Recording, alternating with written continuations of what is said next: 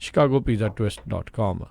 तो इन्होंने सारियों का बहुत बहुत धन्यवाद। जेकर तुसीं या कोई होर कारोबार इस प्रोग्राम को स्पॉन्सर करना चाहते हो संपर्क कर सकते हो 408 722 7698 के उत्ते।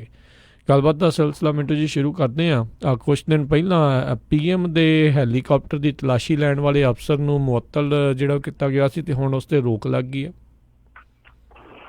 बिल्कुल, मुहम्मद मोहसिन नाम के इस IS अफसर को इस करके मुअत्तल कर दिता गया सीगा क्योंकि इन्होंने साहिब के हैलीकॉप्टर की तलाशी लैन की हिमाकत की सी। इहदे ते बहुत ज्यादा रौला पै गया सीगा। फिर चोन कमीशन के जिहड़े डिप्टी आ उन्होंने एक प्रैस कॉन्फ्रेंस भी की सी। प्रैस कॉन्फ्रेंस के विच बड़ी अजीबोगरीब जी स्थिति बन गई सी जदों उन्होंने एक वेले तो कह दिता जी कि तुहानूं अधिकारी ने शिकायत की है, फिर नाल ये आ गया कि PMO ने शिकायत की है, फिर नाल ये आ गया कहंदे जी असीं हुण जांच पड़ताल वास्ते एक अधिकारी भेज रहे हैं। ते जे बंदे ने अजे तक अधिकारी भेजना तो फिर जांच पड़ताल कदों होगी, तो फिर किहदी जांच पड़ताल की बिना पे उस बंदे ते एक्शन कर लिया गया जिसने ड्यूटी निभाई। तो फिर इन्होंने हवाला दिता। बड़ी बचकाना जी वो प्रैस कॉन्फ्रेंस सी। जदों पत्रकारां ने पूछया सीगा डिप्टी नूं कि लियाओ भाई वो सानू कायदा कानून ते दिखा दो जिहदे तहत इस बंदे नूं मुअत्तल कीता गया। कहंदे जी कोई नहीं, असीं देख के तुहानूं स्पष्ट करदे हां। मतलब कि कायदा कानून हाले स्पष्ट नहीं सीगा, पर इन्होंने पहला प्रैस कॉन्फ्रेंस कर दी, उस तो पहला एक्शन कर दिता। हालांकि इन्होंने हवाला दिता सीगा चोन कमीशन वालियां ने कि देखो जी चोन कमीशन ने बकायदा 2014 अप्रैल का महीना सी शायद उदों एक नोटिफिकेशन जारी किया जिहदे विच SPG जिन्हां दे कोल सुरक्षा व्यवस्था है उन्हां वास्ते ये छूट दी गई सी। तां ओह नियम किते ना किते तोड़िया IS अधिकारी। जबकि एक पत्रकार ने जिहड़े कि बहुत वड्डे चैनल के पत्रकार सीगे उन्होंने उस नोटिफिकेशन या कापियां कढ लियांदियां ਉਹਦੇ ਵਿੱਚ किते भी कोई इहो ਜਿਹੀ मद नहीं सी, कोई इहो जिहा प्रबंध नहीं सीगा जिहदे विच इस तरह का कोई दिता होवे, बकायदा कोई सैक्शन दिता होवे कि हाँ भाई ਇਹਦੇ तहत कार्रवाई करनी है। सो ये कार्रवाई जिहड़ी कीती गई सीगी जिस कायदे के तहत कीती गई दा दावा किया गया सी असल दे विच ओह कायदा ही है नहीं सीगा। तां हुण इसे करके ये अपील गई। फिर जिहड़ा तुहानूं पता ही इत्थे एक कैट आ तो ਉਹਨੂੰ कह ਦਿੰਦੇ ਆ ਸੈਂਟਰਲ ਐਡਮਿਨਿਸਟ੍ਰੇਟਿਵ ਟ੍ਰਿਬਿਊਨਲ ਉਹਦੇ ਕੋਲ ਇਹ ਅਪੀਲ ਗਈ ਤਾਂ ਉਹਨੇ ਸਟੇ ਕਰ ਦਿੱਤੀ ਹੈ ਮੁਅੱਤਲ। ਇਹਦਾ ਮਤਲਬ ਇਹ ਆ ਇਲੈਕਸ਼ਨ ਕਮਿਸ਼ਨ ਦੀ ਜਿਹੜੀ ਕਾਰਵਾਈ ਸੀ ਉਹਨੂੰ ਸਟੇ ਕਰ ਦਿੱਤਾ ਗਿਆ। ਸਟੇ ਸ਼ਾਇਦ ਇਸੇ ਕਰਕੇ ਕੀਤਾ ਗਿਆ ਕਿਉਂਕਿ ਅਪੀਲ ਕਰਤਾ ਦੀ ਅਪੀਲ ਦੇ ਵਿੱਚ ਕਿਤੇ ਨਾ ਕਿਤੇ ਦਮ ਸੀਗਾ। जी जी बिल्कुल। पर यह भी इदा मुअत्तलियां करके वो अपना काम तो जिहड़ा वो करा जाते हैं, जिहड़ा कोई अफसर आ उन्होंने परे कर जाते हैं, तो बाकियां दे विच मनां च जिहड़ा डर पा जाते हैं भी भाई इदां दा काम किते दोबारा ना कर लिओ। हुण देखदे आ भी जिन्नियां हुण गेड़ रह गए ने इलैक्शनां दे उन्हां विच होर की कुछ इदां दा हुंदा। अगली गल करिए आप मिंटू जी भी आम आदमी पार्टी ने जारी किया चोण मैनीफेस्टो, वादियां दी झड़ी लाई बाकियां दे वांगू ही। हाँ बिल्कुल, इन्होंने वादे बड़े जबरदस्त किए है। वैसे अज कहते कि दिल्ली पुलिस के विच बदलाव कर देंगे जिहदे विच काम है जिहड़ा ईमानदारी नाल होऊगा। पुलिस वालियां नूं आराम करन दा वखरे तौर ते मौका देंगे। पुलिस वालियां दी बॉडी ते कैमरा ला देंगे। पुलिस स्टेशन दे विच CCTV कैमरे होणगे। पुलिस दे विच 33% बीबियां होणगियां। 50 फास्ट ट्रैक कोर्ट शुरू किए जाएंगे। कॉलेजां दे विच 85% सीटां जिहड़ियां ओह दिल्ली के बच्चों लई रिजर्व कीतियां जाणगियां। दिल्ली के वोटर्स नूं 25% नौकरियां च रिजर्वेशन दिता जाऊगा। ठेके विच कर्मचारी जिहड़े आ जां गैस्ट टीचर्स आ उन्हां नूं 1 हफ्ते च पक्का कर देंगे। हर तरह का जिहड़ा कूड़ा उन्होंने साफ कर देंगे, कूड़ा कचरा रहन नहीं देना। फिर कहते कि 10 साल के अंदर दिल्ली वालियां नूं सस्ती ते आसान किश्तां ते असीं छत देंगे, मतलब कि कर दवावांगे। एंटी करप्शन ब्रांच नूं मोदी सरकार तो वापस लियावांगे जिहदे विच भ्रिष्टाचार घट होगा। सो इस तरह के इन्होंने दावे किए। मेन जिहड़े वादे आ, सॉरी दावे तो की कहना, वादे जिहड़े कीते ओह तुहानूं मेन गिना दिते आ। होर भी हो सकते क्योंकि मैनीफेस्टो तुहानूं पता ही आ ਉਹ ਵਾਅਦਿਆਂ ਦਾ ਵਾਅਦਿਆਂ ਦਾ ਇੱਕ ਬੁਲੰਦਾ ਹੁੰਦਾ ਹੈ। ਸੋ ਇਹ ਜਿਹੜੇ ਵਾਅਦੇ ਕੀਤੇ ਆ ਤੁਸੀਂ ਦੇਖਿਆ ਹੋਣਾ ਕਈ ਵਾਰ ਸਾਰੀਆਂ ਚੀਜ਼ਾਂ ਲਿਖ ਕੇ ਤੇ ਅੱਗੇ ਸਟਾਰ ਲੱਗਾ ਹੁੰਦਾ ਨਾ। ਸਟਾਰ ਦਾ ਮਤਲਬ ਕਿ ਧਰਮ ਸ਼ਰਤ। ਤਾਂ ਇਦਾਂ ਹੀ ਇਹਨਾਂ ਨੇ ਵੀ ਸਾਰਾ ਕੁਝ ਕਰ ਕਰਾ ਕੇ ਵਾਅਦਿਆਂ ਦੀ ਇਹ ਸਾਰੀ ਫਹਿਰਿਸਤ ਜਾਰੀ ਕਰਕੇ ਮੋਹਰੇ ਸਟਾਰ ਲਾ ਦਿੱਤਾ। ਸਟਾਰ ਤੋਂ ਭਾਵੇਂ ਆ ਕਿ ਸ਼ਰਤ ਇਹ ਰੱਖ ਦਿੱਤੀ, ਕਹਿੰਦੇ ਕਿ ਵਾਅਦੇ ਤਾਂ ਪੂਰੇ ਕਰਾਂਗੇ ਜੇ ਦਿੱਲੀ ਨੂੰ ਪੂਰਨ ਰਾਜ ਦਾ ਦਰਜਾ ਮਿਲਦਾ। ਤੇ ਨਾਲ ਇਹ ਸਾਫ਼ ਕਰ ਦਿੱਤਾ ਕਿ ਦੇਖੋ ਜੀ ਅਸੀਂ ਉਸ ਹਰ ਬੰਦੇ ਦਾ ਸਮਰਥਨ ਕਰਨ ਨੂੰ ਰੈਡੀ ਆ ਜਿਹੜਾ ਦਿੱਲੀ ਨੂੰ ਪੂਰਨ ਰਾਜ ਦਾ ਦਰਜਾ ਦਿਵਾਊਗਾ। ਫਿਰ ਅੱਜ ਇਹਨਾਂ ਨੇ ਕਾਂਗਰਸ ਨੂੰ ਵੀ ਆੜੇ ਹੱਥੀ ਲਿਆ, ਕਹਿੰਦੇ ਕਿ ਜੇ ਮੋਦੀ ਸਰਕਾਰ ਰਿਪੀਟ ਹੋਈ ਤੇ ਇਹਦੇ ਵਿੱਚ ਰਾਹੁਲ ਗਾਂਧੀ ਸਿੱਧੇ ਤੌਰ ਤੇ ਜ਼ਿੰਮੇਵਾਰ ਹੋਊਗਾ। ਉਹ ਕਹਿੰਦੇ ਜਿੱਤਣ ਦੀ ਪੋਜੀਸ਼ਨ 'ਚ ਹੀ ਹੈ ਨਹੀਂ ਗੇ ਕਾਂਗਰਸੀ, ਜੇ ਹੁੰਦੇ ਤੇ ਸਾਨੂੰ ਕੋਈ ਸੀਟਾਂ ਸੂਟਾਂ ਦਾ ਲਾਲਚ ਨਹੀਂ ਹੈ, ਅਸੀਂ ਸੱਤੇ ਦੀਆਂ ਸੱਤੇ ਛੱਡ ਦੇਣੀਆਂ ਇਹਨਾਂ। ਪਰ ਰੌਲਾ ਇਹ ਆ ਕਿ ਜਿੱਤਣ ਦੀ ਪੋਜੀਸ਼ਨ 'ਚ ਨਹੀਂ ਹੈ। ਖੈਰ ਭਾਵੇਂ ਸ਼ਰਤ ਜ਼ਰੂਰ ਲਾਈ ਹੈ ਕਿ ਦਿੱਲੀ ਦਾ ਜੇ ਪੂਰਨ ਰਾਜ ਦਾ ਦਰਜਾ ਮਿਲਦਾ ਤੇ ਫਿਰ ਅਸੀਂ ਵਾਅਦੇ ਪੂਰੇ ਕਰ ਦਿਆਂਗੇ। पर गुलजार साहब ने किया कहना कि आदतन तुमने कर दिए वादे, आदतन हमने एतबार किया। सो आदतन वादे जिहड़े सियासत करदी आ, आदतन उन्हां ते चर्चा हुंदी आ, आदतन उन्हां ते इतबार भी हुंदा। जी जी। अगली जिहड़ी गल करदे कहंदे 19 मई तो पहला रिलीज़ नहीं होनी चाहिए फिल्म PM नरेंद्र मोदी चोण कमीशन का बयान। ਇਹਨਾਂ ਨੇ ਦੂਜੀ ਫਿਲਮ ਆਪਣੀ ਕਰਕੇ ਦਿੱਤੀ ਹੈ ਰਿਲੀਜ਼, ਜਿਹਦੇ ਚ ਅਕਸ਼ੇ ਕੁਮਾਰ ਵਿਖਾ ਦਿੱਤਾ, ਜਿਹਦੇ ਚ ਨਰਿੰਦਰ ਮੋਦੀ ਖੁਦ ਐਕਟਿੰਗ ਕਰਦਾ ਨਜ਼ਰ ਆਇਆ। ਖੈਰ ਤਾਂ ਇਹ ਫਿਲਮ ਨਹੀਂ ਸੀ, ਇਹਨਾਂ ਨੇ ਹਰੀ ਝੰਡੀ ਦੇਣੀ, ਇਸੇ ਕਰਕੇ ਉਹ ਫਿਲਮ ਦਿਖਾ ਦਿੱਤੀ ਜਿਹੜੀ ਕੱਲ ਇੰਟਰਵਿਊ ਵਾਲੀ ਸੀਗੀ। ਤਾਂ ਇਹ ਫਿਲਮ ਜਿਹੜੀ PM ਨਰਿੰਦਰ ਮੋਦੀ ਫਿਲਮ ਸੀਗੀ, ਇਹ ਤੁਹਾਨੂੰ ਪਤਾ ਹੀ ਆ ਕਿ ਚੋਣ ਹੋਣ ਕਰਕੇ ਅੜ ਗਈ। ਅੜ ਇਸ ਕਰਕੇ ਗਈ ਕਿਉਂਕਿ ਰਿਲੀਜ਼ਿੰਗ ਡੇਟ ਜਿਹੜੀ ਸੀਗੀ ਇਹਨਾਂ ਨੇ ਉਹ ਬਿਲਕੁਲ ਵੋਟਾਂ ਤੋਂ ਐਨ ਪਹਿਲਾਂ ਰੱਖੀ ਸੀਗੀ। ਤਾਂ ਪਤਾ ਲੱਗਦਾ ਸੀਗਾ ਕਿ ਪ੍ਰੋਪੇਗੈਂਡਾ ਕੀਤਾ ਜਾ ਰਿਹਾ, ਕਿਤੇ ਨਾ ਕਿਤੇ ਇੱਕ ਏਜੰਡੇ ਦੇ ਤਹਿਤ ਮੂਵੀ ਲਿਆਂਦੀ ਜਾ ਰਹੀ ਆ। ਫਿਰ ਚੋਣ ਕਮਿਸ਼ਨ ਤੱਕ ਇਹ ਗੱਲਾਂ ਗਈਆਂ, ਸ਼ਿਕਾਇਤਾਂ ਗਈਆਂ, ਤੇ ਹੁਣ ਚੋਣ ਕਮਿਸ਼ਨ ਨੇ ਸਾਫ਼ ਕਰ ਦਿੱਤਾ। ਉਹ ਕਹਿੰਦੇ ਆ ਕਿ ਦੇਖੋ ਜੀ, ਸੁਤੰਤਰ ਅਤੇ ਨਿਰਪੱਖ ਲੋਕ ਸਭਾ ਚੋਣਾਂ ਦੇ ਲਈ ਫਿਲਮ ਦਾ ਰਿਲੀਜ਼ ਹੋਣਾ ਜਿਹੜਾ ਉਹ ਗਲਤ ਆ। ਸੋ ਇਸ ਕਰਕੇ ਜਦ ਤੱਕ 19 ਮਈ ਤੱਕ ਵੋਟਾਂ ਨਹੀਂ ਪੈਂਦੀਆਂ ਤਦ ਤੱਕ ਇਹ ਫਿਲਮ ਜਿਹੜੀ ਆ ਇਹਨੂੰ ਰਿਲੀਜ਼ ਨਹੀਂ ਕੀਤਾ ਜਾਣਾ ਚਾਹੀਦਾ। ਇਹਦਾ ਮਤਲਬ ਇਹ ਆ ਕਿ PM ਨਰਿੰਦਰ ਮੋਦੀ ਜਿਹੜੀ ਫਿਲਮ ਆ ਉਹ ਡੱਬਾ ਬੰਦ ਰਹੂਗੀ 19 ਮਈ ਤੱਕ। ਤਾਂ ਉਦੋਂ ਤੱਕ ਇਲੈਕਸ਼ਨ ਹੋ ਜਾਊਗਾ, ਫਿਰ ਉਸ ਤੋਂ ਬਾਅਦ ਇਹ ਫਿਲਮ ਆ ਜਾਊਗੀ। ਤਾਂ ਮੇਰੇ ਖਿਆਲ ਦੇ ਨਾਲ ਉਦਾਂ ਵੀ ਅਹਿਮੀਅਤ ਘੱਟ ਜਾਣੀ ਹੈ। ਸੋ ਇਹੀ ਕਾਰਨ ਸੀਗਾ ਕਿ ਨਰਿੰਦਰ ਮੋਦੀ ਦੀ ਜਿਹੜੀ ਇੰਟਰਵਿਊ ਅਕਸ਼ੇ ਕੁਮਾਰ ਨੇ ਲਈ ਆ ਉਹ ਪਲਾਂਟ ਕੀਤੀ ਗਈ, ਕਿਉਂਕਿ ਜੋ ਚੀਜ਼ਾਂ ਯੋਜਨਾ ਦੇ ਮੁਤਾਬਕ ਇਹਨਾਂ ਨੇ ਤਿਆਰ ਕੀਤੀਆਂ ਸੀ, ਘੜੀਆਂ ਸੀਗੀਆਂ, ਉਹ ਕਿਤੇ ਨਾ ਕਿਤੇ ਫਸ ਗਈਆਂ ਕਾਇਦੇ ਕਾਨੂੰਨ ਦੇ ਵਿੱਚ। ਫਿਰ ਇਹਨਾਂ ਨੂੰ ਲੱਗਿਆ ਕਿ ਮੇਕਓਵਰ ਜ਼ਰੂਰ ਕਰਨਾ ਚਾਹੀਦਾ, ਤਾਂ ਫਿਰ ਉਹ ਰਸਤਾ ਕੱਢਿਆ ਗਿਆ। ਤੁਹਾਨੂੰ ਪਤਾ ਹੀ ਹੈ ਕਿ ਅਕਸ਼ੇ ਕੁਮਾਰ ਵੀ ਅੱਜ ਕੱਲ੍ਹ ਇਹਨਾਂ ਚੀਜ਼ਾਂ ਨੂੰ ਸ਼ੇਰ ਆ। ਸੋ ਇਸੇ ਕਰਕੇ ਉਹ ਇੰਟਰਵਿਊ ਕੀਤੀ ਗਈ ਸੀਗੀ, ਠੋਕਵੀਂ ਇੰਟਰਵਿਊ ਕੀਤੀ ਗਈ ਸੀਗੀ, ਜਿਹੜੀ ਕਹੀ ਤੇ ਗਈ ਸੀਗੀ ਕਿ ਗੈਰ ਸਿਆਸੀ ਇੰਟਰਵਿਊ ਆ, ਪਰ ਸਿਆਸਤ ਦਾ ਤੜਕਾ ਉਹਦੇ ਵਿੱਚ ਪੂਰੇ ਫਲੇਵਰ ਪਾ ਕੇ ਲਾਇਆ ਗਿਆ। ਬਿਲਕੁਲ ਜੀ, ਇੱਦਾਂ ਹੋ ਹੀ ਨਹੀਂ ਸਕਦਾ ਵੀ ਜਿਹੜੇ ਪ੍ਰਾਈਮ ਮਿਨਿਸਟਰ ਆ ਉਹ ਗੈਰ ਰਾਜਨੀਤਿਕ ਜਿਹੜੀ ਆ ਉਹ ਗੱਲ ਕਰ ਜਾਣ। BJP ਦੇ ਉਹ ਮੁਖੀਆਂ ਦੇ ਵਿੱਚ ਉੱਤੇ ਆ, ਕਈਆਂ ਦੇ ਨਾਲ ਉਹ ਸਿੱਧੇ ਤੌਰ ਦੇ ਉੱਤੇ ਜੁੜੇ ਆ, ਤੇ ਗੈਰ ਰਾਜਨੀਤਿਕ ਕਿਹੜੀ ਗੱਲ ਜਿਹੜੀ ਆ ਉਹ ਪ੍ਰਾਈਮ ਮਿਨਿਸਟਰ ਕਰੇ ਤੇ ਉਹ ਹੋ ਜਾਵੇ, ਇਹ ਹੋ ਹੀ ਨਹੀਂ ਸਕਦਾ। ਉਹ ਵੱਖਰੀ ਗੱਲ ਆ ਵੀ ਅੰਬ ਕਿੱਦਾਂ ਚੂਸਣਾ, ਕਿਹੜਾ ਖਾਣਾ, ਕਿਵੇਂ ਖਾਣਾ, ਉਹ ਜਿਹੜੀਆਂ ਗੱਲਾਂ ਉਹਨਾਂ ਨੇ ਉਹਦੇ ਵਿੱਚ ਉਹਨਾਂ ਕੀਤੀਆਂ। ਅਗਲੀ ਜਿਹੜੀ ਗੱਲ ਕਰਦੇ ਕਹਿੰਦੇ ਆਮ ਆਦਮੀ ਪਾਰਟੀ ਦੇ ਵਿਧਾਇਕ ਮਾਨਸ਼ਾਹੀਆ ਅਚਾਨਕ ਬਣੇ ਕਾਂਗਰਸੀ। ਨਹੀਂ, ਅਚਾਨਕ ਸੇ ਨਹੀਂ ਬਣੇ, ਖਿਚੜੀ ਤੇ ਇਹਨਾਂ ਦੀ ਬਹੁਤ ਲੰਮੇ ਸਮੇਂ ਤੋਂ ਪੱਕਦੀ ਸੀਗੀ। ਦੇਰ ਰਾਤ ਇੱਕ ਆਰੇ ਤੇ ਮੁਲਾਕਾਤਾਂ ਕਰਨੀਆਂ ਕਾਂਗਰਸੀਆਂ ਦੇ ਨਾਲ, ਉਹ ਬੜਾ ਪਹਿਲਾਂ ਹੀ ਪਤਾ ਲੱਗਿਆ ਸੀਗਾ ਲੋਕਾਂ ਨੂੰ ਕਿ ਕੀ ਦਾਲ ਇਹਨਾਂ ਦੀ ਰਿੱਝਦੀ ਪਈ ਹੈ। ਖੈਰ ਟੱਕਣ ਹੋਣ ਚੱਕਿਆ ਗਿਆ। ਜਦੋਂ ਆਉਂਦੇ ਹੁੰਦੇ ਆ ਨਾ ਕਿ ਟੱਕੀ ਰਿੱਝੇ ਤੇ ਕੋਈ ਨਾ ਬੁੱਝੇ, ਜਦੋਂ ਢੱਕਣ ਚੁੱਕਿਆ ਗਿਆ ਫਿਰ ਪਤਾ ਲੱਗ ਜਾਂਦਾ। ਫਿਰ ਤੇ ਓਦਾਂ ਹੀ ਸਿਆਣੇ ਬੰਦੇ ਨਾ ਦਾਲ ਦਾ ਇੱਕ ਦਾਣਾ ਧੋ ਕੇ ਦੱਸ ਦਿੰਦੇ ਕਿ ਦਾਲ ਕੱਚੀ ਹੈ ਜਾਂ ਪੱਕੀ ਹੈ। ਸੋ ਇਹ ਸਾਰਾ ਕੁਛ ਸਾਫ਼ ਹੋ ਗਿਆ।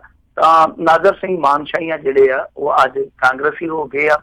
ਕਾਂਗਰਸੀ ਹੋਣ ਤੋਂ ਬਾਅਦ, ਪੰਜਾ ਫੜਨ ਤੋਂ ਬਾਅਦ ਉਹਨਾਂ ਨੇ ਅਸਤੀਫਾ ਵੀ ਦੇ ਦਿੱਤਾ ਵਾ। ਤਾਂ ਪਹਿਲਾਂ ਹੀ ਇਹਨਾਂ ਦੀਆਂ ਤਾਰਾਂ ਜਿਹੜੀਆਂ ਉਹ ਕਿਤੇ ਨਾ ਕਿਤੇ ਜੁੜ ਗਈਆਂ ਸੀਗੀਆਂ, ਔਰ ਇਹਦੀ ਚਰਚਾ ਜਿਹੜੀ ਉਹ ਲੰਮੇ ਸਮੇਂ ਤੋਂ ਹੁੰਦੀ ਆਈ ਸੀਗੀ।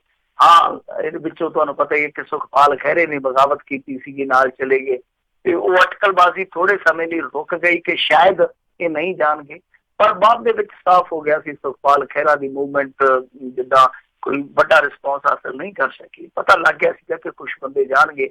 ਕਮਰ ਸੰਧੂ ਬਾਰੇ ਲੋਕਾਂ ਦਾ ਕਿਆ ਫਾਇਦਾ, ਜਿਹੜਾ ਉਹ ਵੀ ਬਹੁਤ ਹੱਦ ਤੱਕ ਹੁਣ ਸਟੀਕ ਜਾਪਦਾ ਕਿ ਕਮਰ ਸੰਧੂ ਵੀ ਇਹਨਾਂ ਤੋਂ ਖਫਾ ਹੋ ਕੇ ਘਰ ਬੈਠੇ ਹੋਏ ਆ। ਸੋ ਨਾਜ਼ਰ ਮਾਨਸ਼ਾਹੀਆਂ ਨੇ ਆਪਣਾ ਇੱਕ ਨਵਾਂ ਰਸਤਾ ਅਖਤਿਆਰ ਕਰ ਲਿਆ। ਉਹ ਕਹਿੰਦੇ ਜੀ ਮਾਨਸਾ ਦੀ ਜਨਤਾ ਦੇ ਸਲਾਹ ਨਾਲ ਮੈਂ ਸਭ ਕੁਛ ਕੀਤਾ, ਪਰ ਮਾਨਸਾ ਦੀ ਜਨਤਾ ਤੇ ਸੋਸ਼ਲ ਮੀਡੀਆ ਤੇ ਜੋ ਕਹਿਣ ਡਈ ਆ ਉਹਨਾਂ ਨੂੰ ਪੜ੍ਹ ਲੈਣਾ ਚਾਹੀਦਾ, ਵਿਚਾਰ ਲੈਣਾ ਚਾਹੀਦਾ।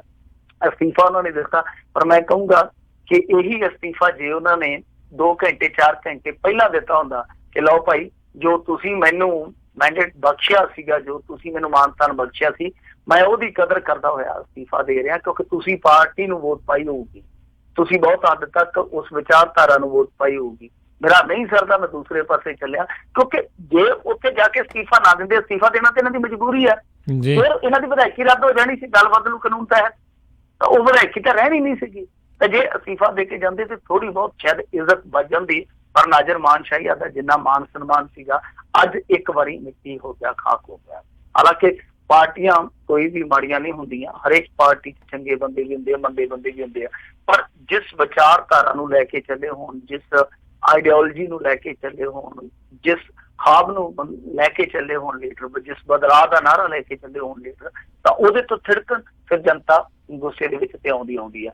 ਹਾਲਾਂਕਿ ਇਹਦੇ ਤੋਂ ਸੰਕੇਤ ਇਹ ਵੀ ਮਿਲਦੇ ਪਏ ਆ ਕਿ ਇਹਨਾਂ ਦੇ ਕੁਝ ਹੋਰ ਬੰਦੇ ਆ ਜਿਹੜੇ ਉਹ ਵੀ ਪਾਲਾ ਜਿਹੜਾ ਬਦਲ ਸਕਦੇ। ਇੱਥੋਂ ਤੱਕ ਕਿ ਹੁਣ ਤੇ ਲੋਕ ਇਹ ਵੀ ਕਹਿਣ ਡਏ ਮੂੰਹ ਕਿ ਜੇ ਕੈਪਟਨ ਅਮਰਿੰਦਰ ਸਿੰਘ ਅੱਜ ਵੀ ਪਾਸੇ ਹੋ ਜਾਵੇ, ਇਹ ਲੱਗਦਾ ਇਹੋ ਕਿ ਸੁਖਪਾਲ ਖਹਿਰਾ ਦਾ ਵੀ ਬੈਕ ਕੇ ਲੱਗਦਾ। ਤੇ ਵੈਸੇ ਮੈਂ ਅੱਗੇ ਵੀ ਕਿਹਾ, ਵਾਰ-ਵਾਰ ਹੋਰ ਮੰਚਾਂ ਤੇ ਵੀ ਕਹਿਣਾ ਮੈਂ ਕਿ ਤੁਹਾਨੂੰ ਬਹੁਤ ਸਾਰੇ ਜਗਮੀਤ ਬਰਾੜ ਵੇਖਣ ਨੂੰ ਮਿਲਣਗੇ ਜੀ। ਤੁਸੀਂ ਇੱਕ ਜਗਮੀਤ ਬਰਾੜ ਦੀ ਚਰਚਾ ਕਰਦੇ ਸੀਗੇ, ਤੁਸੀਂ ਦੇਖਿਓ ਸਾਲ 1.5 ਸਾਲ 2 ਸਾਲ ਤੱਕ ਕਿੰਨੇ ਤੁਹਾਨੂੰ ਐਸੇ ਚਿਹਰੇ ਮਿਲ ਜਾਣਗੇ ਜਿਹੜੇ ਥੁੱਕ ਕੇ ਚੱਟਣ ਵਾਲੇ ਹੋਣਗੇ। ਸੋ ਇਹੀ ਇਹ ਰਾਜਨੀਤੀ ਦਾ ਰੰਗ ਆ ਕਿ ਇਹੋ ਜਿਹੇ ਕੰਮ ਹੱਸ ਕੇ ਕਰ ਲਏ ਜਾਂਦੇ ਆ। ਸੋ ਇੱਕ ਹੋਰ ਚੋਣ ਜਿਹੜੀ ਆ ਨਾਜ਼ਰ ਮਾਨਸ਼ਾਹੀਆਂ ਦੀ ਆਕਾਂਖਸ਼ਾ ਨੇ ਉਹ ਲੋਕਾਂ ਦੇ ਪੱਲੇ ਚ ਪਾ ਦਿੱਤੀ ਆ। ਕਿਉਂਕਿ ਇਹਨਾਂ ਨੇ ਵਿਧਾਇਕੀ ਛੱਡ ਦਿੱਤੀ ਆ। ਇਹਨਾਂ ਨੇ ਕਹਿ ਵੀ ਦਿੱਤਾ ਇੱਕ ਇੰਟਰਵਿਊ ਦੇ ਵਿੱਚ ਇਹ ਮੇਰੀ ਜ਼ਿਮਨੀ ਚੋਣ ਵਾਸਤੇ ਟਿਕਟ ਪੱਕੀ ਆ ਤੇ ਇਹ ਦੁਬਾਰਾ ਆਉਣਗੇ। ਲੋਕ ਜਿਤਾਉਣ ਚਾਹੇ ਹਰਾਉਣ ਵੱਖਰੀ ਗੱਲ ਆ, ਪਰ ਇੱਕ ਇਲੈਕਸ਼ਨ ਲੋਕਾਂ ਤੇ ਹੋਰ ਮੜ ਦਿੱਤਾ ਗਿਆ। ਉਹਦਾ ਵੀ 8-9 ਵਿਧਾਇਕ ਮੈਦਾਨ 'ਚ ਆ, 2-4 ਜੇ ਹੋਰ ਉਪਚੋਣਾਂ ਆ ਗਈਆਂ। ਇਹਨਾਂ ਦੀਆਂ ਆਕਾਂਖਸ਼ਾਵਾਂ ਵੇਖ ਲਓ ਕਿ ਕਿੱਥੇ ਜਾ ਕੇ ਭਾਰੀ ਪੈਣੀਆਂ ਲੋਕਾਂ ਨੂੰ। ਜੀ ਜੀ ਜੀ ਅਗਲੀ ਗੱਲ ਕਰਦੇ ਹਾਂ। ਕਹਿੰਦੇ ਨੋਟੀਫਿਕੇਸ਼ਨ ਜਾਰੀ ਹੋਣ ਤੋਂ ਬਾਅਦ ਵਿੱਚ ਪੰਜਾਬ ਵਿੱਚ ਕਈ ਦਰਜਨ ਉਮੀਦਵਾਰਾਂ ਨੇ ਨਾਮਜ਼ਦਗੀ ਦੇ ਕਾਗਜ਼ ਭਰੇ ਨੇ। ਹਾਂ ਬਿਲਕੁਲ, ਅੱਜ ਦਾ ਦਿਨ ਨਾਮਜ਼ਦਗੀਆਂ ਦਾ ਦਿਨ ਰਿਹਾ। ਇਹਦੇ ਵਿੱਚ ਕਈ ਘਾਗ ਨੇਤਾ ਜਿਹੜੇ ਉਹ ਕਾਗਜ਼ ਭਰਨ ਗਏ ਆ। ਡਾਕਟਰ ਧਰਮਵੀਰ ਗਾਂਧੀ ਨੇ ਵੀ ਕਾਗਜ਼ ਭਰਿਆ। ਅੱਜ ਮੇਰੇ ਖਿਆਲ ਦੇ ਨਾਲ ਬੀਬੀ ਪਰਮਜੀਤ ਕੌਰ ਖਾਲੜਾ ਜੀ ਉਹਨਾਂ ਨੇ ਵੀ ਕਾਗਜ਼ ਭਰਿਆ। ਫਿਰ ਇਸ ਤੋਂ ਇਲਾਵਾ ਹੋਰ ਕਈ ਆ, ਜਿੱਦਾਂ ਇਹਦੇ ਵਿੱਚ ਨਾਮ ਹੈਗੇ ਹਰਮਨਦੀਪ ਸਿੰਘ ਸਰੋਏ ਆ, ਕੁਛ ਹੋਰ ਪਾਰਟੀਆਂ, ਆਮ ਆਦਮੀ ਪਾਰਟੀ ਦੇ ਰਵਜੋਤ ਸਿੰਘ ਜੀ ਆ, ਫਿਰ ਬਹੁਜਨ ਸਮਾਜ ਪਾਰਟੀ ਦੇ ਰਵਨੀਤ ਸਿੰਘ ਆ, ਏਦਾਂ ਕਈ ਆ। ਕਾਂਗਰਸ ਪਾਰਟੀ ਦੇ ਅਮਰ ਸਿੰਘ ਨੇ ਭਰੇ ਆ ਕਾਗਜ਼। ਸੋ ਕੁੱਲ ਮਿਲਾ ਕੇ 49 ਉਮੀਦਵਾਰਾਂ ਨੇ ਇੱਕੋ ਦਿਨ ਦੇ ਵਿੱਚ ਕਾਗਜ਼ ਭਰੇ ਆ। ਸੋ ਬਹੁਤ ਵੱਡੀ ਤਾਦਾਦ ਰਹੀ ਆ ਤੇ ਇਹਦੇ ਵਿੱਚ ਰੰਗ ਬਰੰਗੇ ਉਮੀਦਵਾਰ ਵੀ ਸੀਗੇ। ਜਿੱਦਾਂ ਜਿਹੜੇ ਮਾਸਟਰ ਬਲਦੇਵ ਸਿੰਘ ਜੀ ਆ, ਉਹ ਉਹਨਾਂ ਨੇ ਸਾਈਕਲ ਨੂੰ ਪੈਡਲ ਮਾਰਿਆ ਤੇ ਉਹ ਸਾਈਕਲ ਤੇ ਰਵਾਨਾ ਹੋ ਗਏ ਕਾਗਜ਼ ਭਰਨ ਵਾਸਤੇ। ਤੇ ਇੱਕ ਬੀਬੀ ਆ, ਉਹ ਸ਼ਾਇਦ ਹਿੰਦੁਸਤਾਨ ਕੋਈ ਸ਼ਕਤੀ ਸੈਨਾ ਯਾਨੀ ਇਹਨਾਂ ਦੀ ਸ਼ਿਵ ਸੈਨਾ ਵਾਲਿਆਂ ਦੀ ਕੋਈ ਬ੍ਰਾਂਚ ਹੋਊਗੀ, ਹੋ ਸਕਦਾ ਇਹਨਾਂ ਦੇ ਵਿੱਚ ਹੋਵੇ, ਮੈਨੂੰ ਪੱਕਾ ਨਹੀਂ ਪਤਾ। ਤੇ ਉਹ ਬੀਬੀ ਆ ਜਿਹੜੀ ਉਹਨੇ ਘੋੜੇ ਨੂੰ ਅੱਡੀ ਮਾਰੀ ਤੇ ਉਹ ਝਾਂਸੀ ਦੀ ਰਾਣੀ ਦਾ ਲਿਬਾਸ ਪਹਿਨ ਕੇ ਉਹ ਚੱਲ ਪਈ ਨਾਮਜ਼ਦਗੀ ਪਰਚਾ ਭਰਨ। ਲੋਕੀ ਕਹਿੰਦੇ ਕਿ ਵੋਟ ਪਵੇ ਨਾ ਪਵੇ ਤੈਨੂੰ ਘੋੜੇ ਦਾ ਕਿਰਾਇਆ ਜ਼ਰੂਰ ਪੈ ਜਾਣਾ, ਇੰਨੀ ਦੂਰ ਤੋਂ ਲੈ ਕੇ ਆਈ ਆ। ਸੋ ਇਸ ਤਰ੍ਹਾਂ ਉਮੀਦਵਾਰ ਜਿਹੜੇ ਆ ਉਹ ਵੱਖੋ ਵੱਖਰੇ ਢੰਗਾਂ ਦੇ ਨਾਲ ਨਾਮਜ਼ਦਗੀ ਪਰਚੇ ਜਿਹੜੇ ਉਹ ਭਰਦੇ ਰਹੇ ਆ। ਤਾਂ ਹੁਣ ਨਾਮਜ਼ਦਗੀਆਂ ਦਾ ਦੌਰ ਹੈ ਜਿਹੜਾ ਚੱਲ ਪਿਆ ਤੇ ਕੁਛ ਵੱਡੇ ਨਾਂ ਜਿਹੜੇ ਉਹ ਇਸ ਸਾਰੀ ਫਹਿਰਿਸਤ ਦੇ ਵਿੱਚ ਸ਼ਾਮਲ ਸੀਗੇ। ਇਹਨਾਂ ਦੇ ਵਿੱਚ ਦਰਬਾਰਾ ਸਿੰਘ ਗੁਰੂ ਵੀ ਸ਼ਾਮਲ ਆ। ਤਾਂ 49 ਦੇ ਕਰੀਬ ਇੱਕੋ ਦਿਨ 'ਚ ਨਾਮਜ਼ਦਗੀਆਂ ਹੋਈਆਂ। ਹੁਣ ਇਹ ਖੜਾ ਜਿਹੜਾ ਪੂਰਾ ਪੱਕ ਜਾਊਗਾ। 19 ਤਰੀਕ ਨੂੰ ਵੋਟਿੰਗ ਹੋਣੀ ਆ ਪੰਜਾਬ ਦੇ ਵਿੱਚ, 23 ਨੂੰ ਨਤੀਜਾ ਆ ਜਾਣਾ। ਜੀ ਜੀ ਜੀ ਬਿਲਕੁਲ। ਅਗਲੀ ਗੱਲ ਕਰਦੇ, ਕਹਿੰਦੇ ਰਾਜਾ ਵੜਿੰਗ ਦੇ ਪੇਚ ਬੇਰੁਜ਼ਗਾਰ ਦੇ ਨਾਲ ਪਏ। ਕੀ ਗੱਲ, ਫੋਨ ਮੰਗਦਾ ਸੀ, ਕੀ ਕਰਦਾ ਸੀ? ਸ਼ੁਗਰ ਆ ਕਿ ਕੋਈ ਇਹਨੂੰ ਵੀ ਟੱਕਰਿਆ ਨਹੀਂ ਤੇ ਬੋਲਣ ਨਹੀਂ ਦਿੰਦਾ। ਨਹੀਂ ਬੋਲਦਾ, ਸਹੀ ਗੱਲ ਆ। ਤੇ ਇਹ ਦੇਖੋ ਹੁਣ ਕੰਪੇਨ ਦੇ ਵਿੱਚ ਨੇ ਦੋਵੇਂ ਜੀ। ਰਾਜਾ ਵੜਿੰਗ ਜਿੰਨਾ ਤੇਜ਼ ਤਰਾਰ ਬੁਲਾਰਾ ਹੈ ਨਾ, ਇਹਦੇ ਘਰੋਂ ਆ ਜਿਹੜੀ ਬੀਬੀ ਅਮਰਤਾ ਬਰਾੜ, ਉਹ ਵੀ ਬਹੁਤ ਤੇਜ਼ ਤਰਾਰ ਆ, ਉਹਦੇ ਕੋਲ ਵੀ ਭਾਸ਼ਣ ਕਲਾ ਬੜੀ ਆਲਾ ਦਰਜੇ ਦੀ ਆ। ਤਾਂ ਦੋਨੇ ਜੀ ਭਾਸ਼ਣ ਕਲਾ ਦੇ ਵਿੱਚ ਬੜੀ ਮੁਹਾਰਤ ਰੱਖਦੇ ਆ। ਖੈਰ ਅੱਜ ਭੀਖੀ ਦੇ ਵਿੱਚ ਸੀਗਾ ਕੈਪਟਨ ਅਮਰਿੰਦਰ ਸਿੰਘ ਵੀ ਆਇਆ ਹੋਇਆ ਸੀ ਇਹਦੇ ਕਾਗਜ਼ ਭਰਾਉਣ। ਮੇਰੇ ਖਿਆਲ ਦੇ ਨਾਲ ਅੱਜ ਰਾਜਾ ਵੜਿੰਗ ਦਾ ਨਾਂ ਰਹਿ ਗਿਆ ਆਪਣੇ ਕੋਲੋਂ, ਤਾਂ ਰਾਜਾ ਵੜਿੰਗ ਨੇ ਵੀ ਕਾਗਜ਼ ਭਰੇ ਆ। ਕਾਫੀ ਵੱਡੇ ਨਾਮਚੀਨ ਬੰਦੇ ਜਿਹੜੇ ਆ ਅੱਜ ਕਾਗਜ਼ ਭਰ ਕੇ ਆਏ ਆ। ਤੇ ਰਾਜਾ ਵੜਿੰਗ ਜਦੋਂ ਕੰਪੇਨ ਵਾਸਤੇ ਭੀਖੀ ਦੇ ਵਿੱਚ ਗਿਆ ਤੇ ਉੱਥੇ ਇੱਕ ਬੇਰੁਜ਼ਗਾਰ ਨੇ ਆਵਾਜ਼ ਮਾਰ ਲਈ, ਘੇਰ ਲਿਆ, ਕਿਉਂਕਿ ਇਹ ਬੇਰੁਜ਼ਗਾਰੀ ਦੇ ਮੁੱਦੇ ਤੇ ਨਰਿੰਦਰ ਮੋਦੀ ਸਰਕਾਰ ਤੇ ਨਿਸ਼ਾਨੇ ਕੱਟਣ ਡਿਆ ਸੀਗਾ। ਤੇ ਇਹਨੇ ਫਿਰ ਗੱਲਬਾਤ ਕੀਤੀ ਤੇ ਕਹਿੰਦਾ ਜੀ 5.5 ਲੱਖ ਲੋਕਾਂ ਨੂੰ ਰੁਜ਼ਗਾਰ ਦਿੱਤਾ ਅਸੀਂ। ਉਹ ਨੌਜਵਾਨ ਕਹਿੰਦਾ ਕਿ ਬੇਰੁਜ਼ਗਾਰ ਤੁਹਾਡੇ ਸਾਹਮਣੇ ਖਲੋਤਾ ਹੈ, ਤੁਹਾਡੇ 5.5 ਲੱਖ ਦਾ ਮੈਨੂੰ ਨਹੀਂ ਪਤਾ, ਸਾਨੂੰ ਤੇ ਦਿਹਾੜੀ ਵੀ ਨਹੀਂ ਮਿਲਦੀ, ਦਿਹਾੜੀ ਮਿਲੇ ਜਾਂ ਨਾ ਮਿਲੇ ਕੋਈ ਪੱਕਾ ਪਤਾ ਨਹੀਂ। ਫਿਰ ਉਹਨੇ ਨੌਜਵਾਨ ਨੇ ਆਖਿਆ, ਉਹਨੇ ਕਿਹਾ ਤੁਸੀਂ ਕਿਹਾ ਸੀਗਾ ਕਿ 2500 ਰੁਪਇਆ ਅਸੀਂ ਬੇਰੁਜ਼ਗਾਰੀ ਭੱਤਾ ਦਿਆਂਗੇ, ਉਹ ਕਿੱਥੇ ਆ? ਤੇ ਇਹਨੇ ਨੂੰ ਫਿਰ ਥੋੜੀ ਜਿਹੀ ਤਲਖੀ ਆ ਗਈ ਰਾਜਾ ਵੜਿੰਗ ਨੂੰ। ਰਾਜਾ ਵੜਿੰਗ ਕਹਿੰਦਾ ਤੂੰ ਇੱਕ ਸਵਾਲ ਕੀਤਾ ਸੀ, ਮੈਂ ਤੈਨੂੰ 12 ਜਵਾਬ ਦੇਤੇ ਆ, ਹੁਣ ਤੂੰ ਅੱਧਾ ਘੰਟਾ ਮੇਰਾ ਲੈ ਲਿਆ ਤੇ ਗਾਂ ਦੁਕਾਨਾਂ ਬੰਦ ਹੋ ਜਾਣਗੀਆਂ, ਮੈਂ ਪ੍ਰਚਾਰ ਕਿਸ ਤਰ੍ਹਾਂ ਕਰੂੰਗਾ? ਹਾਂ ਜੇ ਕੋਈ ਬਹੁਤੇ ਜਵਾਬ ਲੈਣੇ ਤੇ ਤੂੰ ਮੇਰੀ ਕਾਰ ਚ ਬਹਿ ਜਾ। ਏਦਾਂ ਜਾਨ ਛੁਡਾ ਕੇ ਉੱਥੋਂ ਰਾਜਾ ਵੜਿੰਗ ਜਿਹੜਾ ਉਹ ਨਿਕਲਿਆ। ਪਰ ਕੁੱਲ ਮਿਲਾ ਕੇ ਮੈਂ ਕਹੂੰਗਾ ਕਿ ਇਹ ਸ਼ੁਭ ਸੰਕੇਤ ਹੈ। ਦੇਖੋ ਰਾਜਾ ਵੜਿੰਗ ਜਿਹੜਾ ਇਸ ਗੱਲੋਂ ਇੱਕ ਕੁਆਲਿਟੀ ਰੱਖਦਾ ਕਿ ਹੇਠਲੇ ਪੱਧਰ ਤੇ ਲੋਕਾਂ 'ਚ ਜਾਣ ਤੋਂ ਕਤਰਾਉਂਦਾ ਨਹੀਂ ਹੈ, ਇਹਦੀ ਖਾਸੀਅਤ ਆ। ਚਾਹੇ ਅੱਗੋਂ ਕੋਈ ਬਜ਼ੁਰਗ ਨੂੰ ਪੈ ਜਾਵੇ ਜਾਂ ਕੋਈ ਕੁਝ ਵੀ ਕਹੀ ਜਾਵੇ, ਇਹ ਜਨਤਾ ਦੇ ਵਿੱਚ ਵੜ ਜਾਂਦਾ, ਇਹ ਇਹਦੀ ਖਾਸੀਅਤ ਆ। ਤੇ ਦੂਸਰੀਆਂ ਕਮੀਆਂ ਤੇ ਤੁਸੀਂ ਦੇਖੀਆਂ ਹੀ ਆ ਕਿ ਕਿਸ ਤਰ੍ਹਾਂ ਝੱਲ ਬੱਲੀਆਂ ਵੀ ਮਾਰ ਦਿੰਦਾ ਕਈ ਦਫਾ।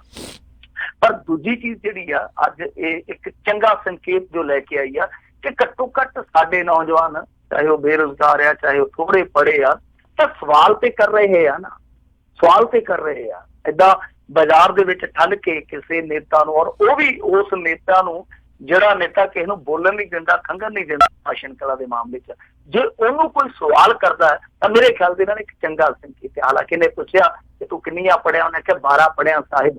ਅੱਗੇ ਪੜ੍ਹਨ ਦੀ ਹਿੰਮਤ ਹੀ ਹੈ ਨਹੀਂ ਸੀ, ਘਰ ਦੇ ਵਿੱਚ ਕੁਛ ਨਹੀਂ ਸੀਗਾ, ਪੜ੍ਹਨ ਨੂੰ ਦਿਲ ਕਰਦਾ ਸੀਗਾ। ਇੱਕ 12 ਪੜ੍ਹੇ ਨੌਜਵਾਨ ਨੇ ਜਿਸ ਦਲੀਲ ਨਾਲ, ਜਿਸ ਤਰਕ ਦੇ ਨਾਲ ਗੱਲ ਕੀਤੀ, ਉਹ ਸ਼ੁਭ ਸੰਕੇਤ ਹੈ ਤੇ ਘੱਟੋ ਘੱਟ ਸਵਾਲ ਤੇ ਹੋਣ ਲੱਗ ਪਏ ਆ ਨਾ। ਜੀ ਜੀ ਜੀ ਬਿਲਕੁਲ। ਇਸ ਮੁੰਡੇ ਵੱਲ ਦੇਖ ਕੇ ਬਾਕੀ ਵੀ ਜਿਹੜੇ ਸਵਾਲ ਪੁੱਛਣ ਤਾਂ ਫਿਰ ਕੁਛ ਨਾ ਕੁਛ ਤਾਂ ਇਹਨਾਂ ਨੂੰ ਵੀ ਕਰਨਾ ਹੀ ਪਊ। ਅਗਲੀ ਗੱਲ ਕਰੀਏ ਮਿੰਟੂ ਜੀ, ਵੀ ਪੰਜਾਬ ਦੇ ਜੇਲ੍ਹ ਮੰਤਰੀ ਵੱਲੋਂ ਜੇਲ੍ਹ ਸੁਪਰੀਡੈਂਡੈਂਟ ਸਮੇਤ 4 ਜਣੇ ਡਿਸਮਿਸ, ਕੁੰਵਰ ਵਿਜੇ ਪ੍ਰਤਾਪ ਸਿੰਘ ਨੇ ਠਹਿਰਾਇਆ ਸੀ ਦੋਸ਼ੀ।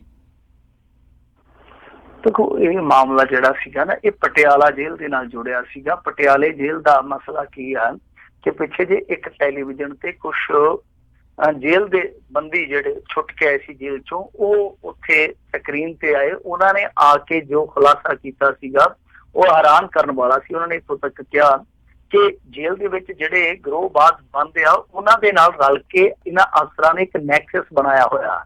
ਤਾਂ ਕਿੱਦਾਂ ਕੰਮ ਕਰਦੇ ਆ ਕਿ ਮੰਨ ਲਓ ਜਿਹੜੀ ਮੋਟੀ ਸਾਮੀ ਆ ਗਈ, ਕੋਈ ਜਿੱਦਾਂ ਮੁਜ਼ੱਫਰਪੁਰ ਟੈਕਸ ਸਕੈਂਡਲ ਦਾ ਦੋਸ਼ੀ ਆ ਜਿਹੜਾ ਬਿਹਾਰ ਚੋਂ, ਉਹ ਇੱਥੇ ਪਟਿਆਲੇ 'ਚ ਬੰਦ ਸੀਗਾ, ਉਹਦੇ ਨਾਲ ਵੀ ਇਹੋ ਕੰਮ ਹੋਇਆ। ਉਹਦੇ ਨਾਲ ਜਦੋਂ ਕੰਮ ਹੋਇਆ, ਕਿਉਂਕਿ ਉਹ ਦਿੱਲੀ ਤੱਕ ਅਪਰੋਚ ਰੱਖਦਾ ਸੀਗਾ, ਰੌਲਾ ਪੈ ਗਿਆ ਤੇ ਕੁਛ ਬੰਦੇ ਜਿਹੜੇ ਸੀਗੇ ਬਾਹਰ ਜ਼ਮਾਨਤ ਤੇ ਆਏ ਤੇ ਚੈਨਲ ਤੇ ਆ ਗਏ। ਜਦੋਂ ਔਨ 에ਅਰ ਆ ਗਏ, ਉਹਨਾਂ ਨੇ ਸਾਰੀ ਵਿਥਿਆ ਦੱਸੀ ਤੇ ਇਹ ਸਾਰੀ ਕਹਾਣੀ ਖੁੱਲ ਗਈ। ਉਹਨਾਂ ਨੇ ਦੱਸਿਆ ਕਿ ਉਹ ਕਹਿੰਦੇ ਕਿ ਜਿਹੜੇ ਗਰੋਹਬਾਜ਼ ਆ ਚੰਗੇ ਬੰਦਿਆਂ ਨੂੰ ਸੱਦ ਕੇ ਨੰਗਿਆ ਕਰਕੇ ਨਾਲੇ ਤੇ ਇਹਨਾਂ ਦੇ ਨਾਲ ਬਦਸਲੂਕੀ ਕਰਦੇ ਆ, ਕੁਛ ਨੇ ਤੇ ਜਿਨਸੀ ਸ਼ੋਸ਼ਣ ਦੇ ਵੀ ਦੋਸ਼ ਲਾਏ। ਉਸ ਤੋਂ ਬਾਅਦ ਫਿਰ ਵੀਡੀਓ ਬਣਾ ਲੈਂਦੇ ਆ ਤੇ ਜਿਹੜੇ ਅਫਸਰ ਆ ਉਹ ਮੁੜ ਕੇ ਉਸੇ ਵੀਡੀਓ ਦੀ ਬਿਨਾਂ ਤੇ ਇਹਨਾਂ ਨਾਲ ਬਲੈਕਮੇਲਿੰਗ ਦੀ ਖੇਡ ਖੇਡਦੇ ਆ। ਤਾਂ ਮੋਟਾ ਰੁਪਈਆ ਜਿਹੜਾ ਇਹ ਗਰੋਹਬਾਜ਼ ਤੇ ਅਫਸਰ ਉੱਥੇ ਰਲ ਕੇ ਕਮਾਈ ਜਾਂਦੇ ਆ। ਜਦੋਂ ਇਹ ਚੀਜ਼ ਬਾਹਰ ਆਈ ਤਾਂ ਫਿਰ ਜਾਂਚ ਪੜਤਾਲ ਹੋਈ ਸੀਗੀ। ਜਾਂਚ ਪੜਤਾਲ ਕੀਤੀ ਸੀਨੀਅਰ IPS ਅਧਿਕਾਰੀ ਕੁੰਵਰ ਵਿਜੇ ਪ੍ਰਤਾਪ ਸਿੰਘ ਨੇ। ਤਾਂ ਕੁੰਵਰ ਵਿਜੇ ਪ੍ਰਤਾਪ ਸਿੰਘ ਤੁਹਾਨੂੰ ਪਤਾ ਹੀ ਹੈ ਜਿਸ ਤਰ੍ਹਾਂ ਕੰਮ ਕਰਦਾ।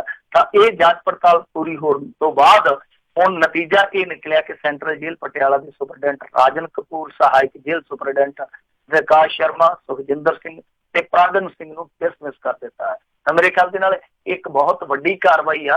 ਪਰ ਇਹ ਬਹੁਤ ਵੱਡੀ ਕਾਰਵਾਈ ਜਿਹੜੀ ਆ, ਇਹ ਇਸ ਗੱਲ ਦੀ ਗਰੰਟੀ ਨਹੀਂ ਹੈ ਕਿ ਜੇਲ੍ਹਾਂ ਦੇ ਵਿੱਚ ਅੱਗੇ ਤੋਂ ਸਭ ਕੁਝ ਸੁਧਾਰ ਹੋ ਜਾਊਗਾ। ਤਾਂ ਜੇਲ੍ਹਾਂ ਦੇ ਵਿੱਚ ਇਸ ਤਰ੍ਹਾਂ ਹੀ ਨੈਕਸਸ ਕੰਮ ਕਰਦੇ ਆ। ਤੁਸੀਂ ਵੀਡੀਓ ਇੱਕ ਵੇਖੀ ਹੋਣੀ ਆ ਕਿਸ ਤਰ੍ਹਾਂ ਇੱਕ ਮੁਲਾਜ਼ਮ ਦੇ, ਉਹ ਜਿਹੜਾ ਗੁਰਸਿੱਖ ਮੁਲਾਜ਼ਮ ਆ, ਉਹਦੇ ਕਸ਼ਹਿਰੇ ਚੋਂ ਤੰਬਾਕੂ ਆਦਿ ਨਿਕਲਦਾ ਹੈ। ਤਾਂ ਇਹ ਇੱਕ ਨੈਕਸਸ ਹੀ ਹੈ। ਇਸ ਤਰ੍ਹਾਂ ਕੈਦੀਆਂ ਨਾਲ, ਇਸ ਤਰ੍ਹਾਂ ਜਿਹੜੇ ਬੰਦੀ ਹੁੰਦੇ ਆ, ਨਜ਼ਰਬੰਦੀ ਹੁੰਦੇ ਆ, ਉਹਨਾਂ ਦੇ ਨਾਲ ਰਲ ਕੇ ਕੰਮ ਕਰਦੇ ਆ। ਤਾਂ ਕਾਰਵਾਈ ਬਹੁਤ ਸਖਤ ਕੀਤੀ ਗਈ ਹੈ, ਇਹਦੇ 'ਚ ਕੋਈ ਸ਼ੱਕ ਨਹੀਂ, ਕੋਈ ਦੋ ਰਾਏ ਨਹੀਂ। ਪਰ ਗਰੰਟੀ ਕੋਈ ਨਹੀਂ ਕਿ ਗਾਂਹ ਤੋਂ ਇਸ ਤਰ੍ਹਾਂ ਦੀ ਘਟਨਾ ਨਹੀਂ ਵਾਪਰੂ। ਜੀ ਜੀ ਜੀ। ਉਧਰ ਗੱਲ ਕਰੀਏ ਗੁਰਦਾਸਪੁਰ ਵਾਲਿਆਂ ਦੀ, ਕਹਿੰਦੇ ਸੰਨੀ ਦਿਓਲ ਦੀਆਂ ਮੁਸ਼ਕਲਾਂ ਘਟਣ ਦਾ ਨਾਂ ਨਹੀਂ ਲੈ ਰਹੀਆਂ। ਦੇਖੋ ਸੰਨੀ ਦਿਓਲ ਵਾਸਤੇ ਇਹ ਕੰਮ ਔਖਾ ਹੀ ਆ, ਕਿਉਂਕਿ ਇਹ ਹੁਣ ਗਦਰ ਫਿਲਮ ਵਾਲਾ ਕੋਈ ਨਲਕਾ ਤੇ ਹੈ ਨਹੀਂ, ਭੱਜ ਕੇ ਆਊਗਾ ਤੇ ਪੱਟ ਕੇ ਲੈ ਜਾਊਗਾ। ਗੁਰਦਾਸਪੁਰ ਦੇ ਵਿੱਚ ਔਖਾ ਕੰਮ। ਇਹਦੇ ਲਈ ਦੋਹਰੀ ਚੁਣੌਤੀ ਆ। ਦੋਹਰੀ ਚੁਣੌਤੀ ਇਸ ਤਰ੍ਹਾਂ ਆ ਕਿ ਇੱਕ ਤੇ ਇਹ ਆ ਕਿ ਹੁਣ ਉਹ ਜਿਵੇਂ ਘਾਇਲ ਫਿਲਮ ਦੇ ਵਿੱਚ ਡਾਇਲੋਗ ਮਾਰਦਾ ਜਾਂ ਘਾਤਕ ਦੇ ਵਿੱਚ ਉਹ ਇਸ ਤਰ੍ਹਾਂ ਦੀ ਡਾਇਲੋਗ ਬਾਜੀ ਵੀ ਨਹੀਂ ਨਾ ਕਰ ਸਕਦਾ, ਜਿੱਦਾਂ ਬੋਲਦਾ ਡਰਾ ਲੈਂਦਾ ਲੋਕਾਂ ਨੂੰ, ਡਾਇਲੋਗ ਬੋਲ ਕੇ ਉੱਚੀ ਦਹਾੜ ਕੇ। ਇੱਥੇ ਪਿਆਰ ਦੇ ਨਾਲ, ਇੱਥੇ ਸਨਮਾਨ ਦੇ ਨਾਲ ਹੀ ਦਿਲ ਜਿੱਤਿਆ ਜਾਣਾ। ਤਾਂ ਜਿਹੜੇ ਇਹਨਾਂ ਦੇ ਵਿਰੋਧੀ ਆ ਉਹ ਤੇ ਚਲੋ ਜਿੱਤਨੇ ਔਖੇ, ਪਰ ਜਿਹੜੇ ਇਹਨਾਂ ਦੇ ਆਪਣੇ ਨਾਲ ਦੇ ਆ ਉਹ ਵੀ ਪਾਟੋ ਧਾਪ ਦਾ ਸ਼ਿਕਾਰ ਆ। ਬੀਬੀ ਕਵਿਤਾ ਖੰਨਾ ਨੇ ਵੀ ਮੋਰਚਾ ਖੋਲ ਦਿੱਤਾ, ਸਲਾਰੀਆ ਨੇ ਵੀ ਮੋਰਚਾ ਖੋਲ ਦਿੱਤਾ। ਯਾਨੀ ਸੰਨੀ ਦਿਓਲ ਵਾਸਤੇ ਕੰਮ ਔਖਾ। ਔਰ ਸਭ ਤੋਂ ਵੱਡੀ ਗੱਲ ਰਾਜਕਰਨ ਦੀ ਇਹ ਆ ਕਿ ਇਹਦੇ ਬਰੋਬਰ ਇੱਕ ਹਿੰਦੂ ਚਿਹਰਾ ਖਲੋਤਾ। ਸਿਖਾਵੀ ਵੋਟ ਤੇ ਤੁਹਾਨੂੰ ਪਤਾ ਹੀ, ਵੈਸੇ ਅਕਾਲੀ ਭਾਜਪਾ ਤੋਂ ਥੋੜੀ ਰੁੱਸੀ ਆ, ਖਫਾ। ਤੇ ਜਿਹੜੀ ਹਿੰਦੂ ਵੋਟ ਬੈਂਕ ਬਹੁਤ ਵੱਡਾ ਹੈ। ਗੁਰਦਾਸਪੁਰ ਮੇਰੇ ਖਿਆਲ ਦੇ ਨਾਲ ਇੱਕ ਵਾਹਿਦ ਹਲਕਾ ਜਿਹਦੇ ਵਿੱਚ ਹਿੰਦੂ ਵੋਟ ਬਹੁਤ ਗਿਣਤੀ 'ਚ ਆ, ਬਹੁਤ ਗਿਣਤੀ 'ਚ ਆ, ਇੱਕ ਕਮਾਲ ਦਾ ਫਿਗਰ ਹੈ। ਤਾਂ ਦੇਖੋ ਉੱਥੇ ਹਿੰਦੂ ਚਿਹਰਾ ਸਭ ਤੋਂ ਵੱਡੀ ਚੁਣੌਤੀ ਹੈ। ਦੂਸਰੀ ਚੁਣੌਤੀ ਹੈ ਇਹਨਾਂ ਦੇ ਬੰਦੇ ਆ ਜਿਹੜੇ ਉਹ ਪਾਟੋ ਧਾਪ ਦਾ ਸ਼ਿਕਾਰ ਹੋ ਗਿਆ। ਤੀਜਾ ਹੁਣ ਇਹਦਾ ਵਿਚਾਰਾ ਜਿਵੇਂ ਆਂਦੇ ਹੁੰਦੇ ਨਾ ਗਰੀਬੀ ਦੇ ਵਿੱਚ ਆਟਾ ਗਿੱਲਾ, ਉਹ ਮਾਹੌਲ ਆ। ਇੱਕ ਦੀ ਫਿਲਮ ਆਉਣੀ ਸੀਗੀ, ਕਹਿੰਦੇ ਰਿਲੀਜ਼ ਹੋਣੀ ਆ 2-3 ਮਈ ਨੂੰ, ਤੇ ਉਹ ਫਿਲਮ ਜਿਹੜੀ ਆ ਉਹ ਵੀ ਵਿਵਾਦਾਂ 'ਚ ਘਿਰ ਸਕਦੀ ਹੈ, ਕਿਉਂਕਿ ਉਹਦੇ ਵਿੱਚ ਇਹਦੀ ਭੂਮਿਕਾ ਜਿਹੜੀ ਆ ਉਹ ATS ਜਿਹਨੂੰ ਆਪਾਂ ਐਂਟੀ ਟੈਰਰਿਸਟ ਦਸਤਾ ਕਹਿ ਦਿੰਦੇ ਆ, ਤਾਂ ਉਹ ਜਿਹੜਾ ਅੱਤਵਾਦੀ ਵਿਰੋਧੀ ਦਸਤੇ ਦਾ ਮੁਖੀ ਹੈ ਉਹ ਸੰਨੀ ਦਿਓਲ ਹੈ ਉਸ ਭੂਮਿਕਾ ਦੇ ਵਿੱਚ। ਤਾਂ ਉਹ ਵੀ ਇੱਕ ਰਾਸ਼ਟਰਵਾਦੀ ਦੀ ਭੂਮਿਕਾ ਹੈ ਉਸ ਕਿਰਦਾਰ ਦੇ ਵਿੱਚ ਵੀ। ਤਾਂ ਉਸ ਕਿਰਦਾਰ ਨੂੰ ਲੈ ਕੇ ਵੀ ਸਵਾਲ ਉੱਠਦੇ ਪਏ ਆ ਕਿ ਜੇ ਨਰਿੰਦਰ ਮੋਦੀ ਦੀ ਛਵੀ ਸੁਧਾਰ ਵਾਲੀ ਫਿਲਮ ਜਿਹੜੀ ਆ ਉਹ ਰੁਕ ਸਕਦੀ ਆ, ਹੁਣ ਕੁਝ ਸਮੇਂ ਲਈ ਬੈਨ ਹੋ ਸਕਦੀ ਆ, ਤਾਂ ਹੋ ਸਕਦਾ ਕਿ ਸੰਨੀ ਬਾਬਾ ਦੀ ਜਿਹੜੀ ਇਹ ਫਿਲਮ ਆ ਇਹ ਵੀ ਇਸ ਤਰ੍ਹਾਂ ਦੇ ਵਿਵਾਦ 'ਚ ਘਿਰ ਜਾਵੇ, ਕਿਉਂਕਿ ਕਿਤੇ ਨਾ ਕਿਤੇ ਇਤਰਾਜ਼ ਲੱਗ ਸਕਦਾ ਕਿ ਇਹ ਸੰਨੀ ਦਿਓਲ ਜਿਹੜਾ ਇਲੈਕਸ਼ਨ ਲੜ ਰਿਹਾ ਉਹਦੀ ਛਵੀ ਨੂੰ ਤਰਾਸ਼ਣ ਦੀ ਕੋਸ਼ਿਸ਼ ਆ। ਸੋ ਇਹ ਦੂਰੀ ਤੇਰੀ ਚੁਣੌਤੀ ਆ ਸੰਨੀ ਦਿਓਲ ਵਾਸਤੇ। ਬਾਕੀ ਦੇਖੋ ਸੰਨੀ ਦਿਓਲ ਹੁਣ ਜਦੋਂ ਕੰਪੇਨ ਕਰੂਗਾ, ਵੱਡੇ ਵੱਡੇ ਫਿਲਮੀ ਸਟਾਰ ਆਉਣਗੇ, ਬਹੁਤ ਹਜ਼ੂਮ ਦੇ ਨਾਲ ਤੁਰੂਗਾ। ਉਸ ਤੋਂ ਬਾਅਦ ਜਿਹੜੀ ਵੱਡੀ ਚੁਣੌਤੀ ਆ ਕਿ ਇਹਨਾਂ ਦੇ ਜਿਹੜੇ ਰੁੱਸੇ ਹੋਏ ਬੰਦੇ ਆ ਉਹਨਾਂ ਨੂੰ ਕਿਸ ਤਰ੍ਹਾਂ ਮਨਾਇਆ ਜਾਊਗਾ। ਫਿਰ ਸਾਰੀਆਂ ਚੀਜ਼ਾਂ ਨਤੀਜੇ ਆ ਜਿਹੜੇ ਜਾਂ ਸਮੀਕਰਨ ਜਿਹੜੇ ਨਿਰਧਾਰਿਤ ਕਰਨਗੇ, ਪਰ ਮੁੱਢਲੇ ਤੌਰ ਤੇ ਹੀ ਸੰਨੀ ਦਿਓਲ ਵਾਸਤੇ ਰਸਤਾ ਜਿਹੜਾ ਉਹ ਬੇਖਮ ਆ। ਜੀ ਜੀ ਜੀ। ਤੇ ਕੱਲ ਕਹਿੰਦੇ ਪ੍ਰਿਯੰਕਾ ਗਾਂਧੀ ਵੀ ਜਿਹੜੀ ਨਰਿੰਦਰ ਮੋਦੀ ਹੁਣਾਂ ਦੀ ਅਕਸ਼ੇ ਕੁਮਾਰ ਦੀ ਇੰਟਰਵਿਊ ਤੇ ਚੁਸਕੀਆਂ ਲੈ ਰਹੇ ਸੀ, ਤੇ ਕੀ ਅਜੇ ਕੋਈ ਪਲਾਨ ਉਹਨਾਂ ਦਾ ਬਣਦਾ ਵੀ ਉਹਨਾਂ ਨੂੰ ਉਤਾਰਨਗੇ ਉਹਨਾਂ ਦੇ ਖਿਲਾਫ ਉੱਥੇ ਵਾਰਾਣਸੀ 'ਚ? ਨਹੀਂ, ਉਹ ਕਲੀਅਰ ਹੋ ਗਿਆ। ਉੱਥੋਂ ਉਹਨਾਂ ਨੇ ਅਜੇ ਰਾਏ ਨੂੰ ਮੈਦਾਨ 'ਚ ਉਤਾਰ ਦਿੱਤਾ। ਅਜੇ ਰਾਏ ਉਹੀ ਆ ਜਿਹਨੇ ਪਿਛਲੀ ਵਾਰੀ 75,000 ਵੋਟਾਂ ਖੜੀਆਂ ਸੀਗੀਆਂ, ਉੱਥੋਂ ਬਹੁਤ ਬੁਰੀ ਤਰ੍ਹਾਂ ਹਾਰਿਆ ਸੀਗਾ, ਉਹਨੂੰ ਅੱਗੇ ਲਾ ਦਿੱਤਾ ਇਹਨਾਂ ਨੇ। ਮੈਂ ਕਹੂੰਗਾ ਕਿ ਪ੍ਰਿਯੰਕਾ ਗਾਂਧੀ ਨੇ ਹੌਸਲਾ ਨਹੀਂ ਕੀਤਾ ਉੱਥੇ ਖੜਨ ਦਾ, ਔਰ ਕਾਂਗਰਸ ਨੇ ਵਾਕ ਓਵਰ ਦੇ ਦਿੱਤਾ ਨਰਿੰਦਰ ਮੋਦੀ। ਔਰ ਕਮਾਲ ਦੀ ਗੱਲ ਆ ਕਿ ਬਹੁਜਨ ਸਮਾਜ ਪਾਰਟੀ ਤੇ ਸਮਾਜਵਾਦੀ ਪਾਰਟੀ ਇਹਨਾਂ ਦੇ ਜਿਹੜਾ ਅਲਾਇੰਸ ਆ ਇਹਨਾਂ ਵੀ ਬਹੁਤ ਕਮਜ਼ੋਰ ਕੈਂਡੀਡੇਟ ਦਿੱਤਾ। ਸੋ ਵਾਕ ਓਵਰ ਹੈ ਨਰਿੰਦਰ। ਸੋ ਫਿਰ ਇਹ ਕਹਿੰਦੇ ਆ ਜੀ ਬਦਲਣਾ ਹੈ, ਤੇ ਫਿਰ ਬਦਲਣਗੇ ਕੀ ਜੇ ਉਹਨੂੰ ਕੋਈ ਚੁਣੌਤੀ ਨਹੀਂ ਦਿੰਦੇ?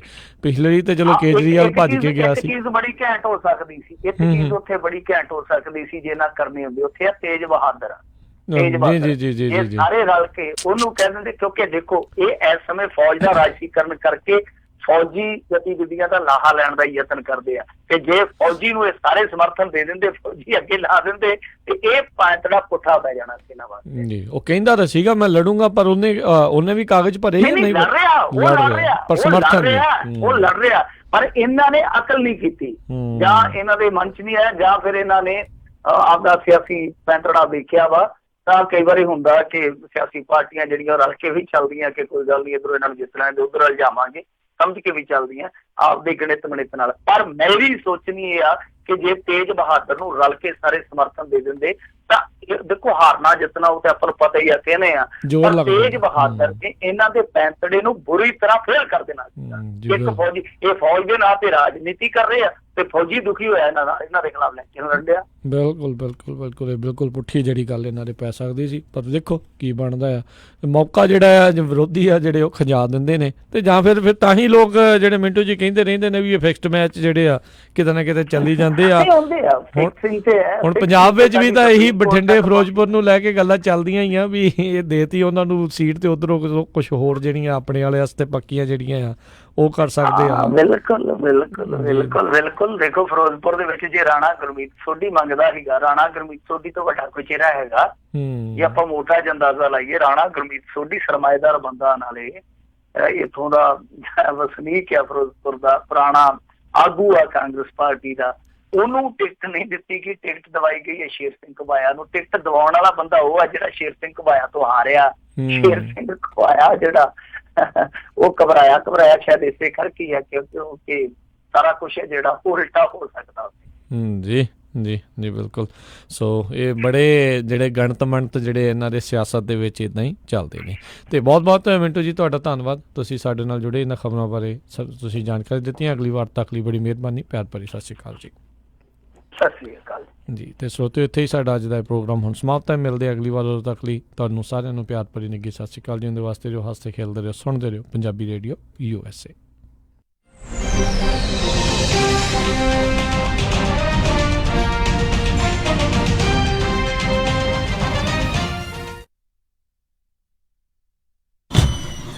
ਉਹ ਕਿੱਥੇ ਰਹਿ ਗਏ ਸੀ ਤੁਸੀਂ? ਮੈਂ ਕਾਦਾ ਉਡੀਕੀ ਜਾਣਾ ਤੁਹਾਨੂੰ।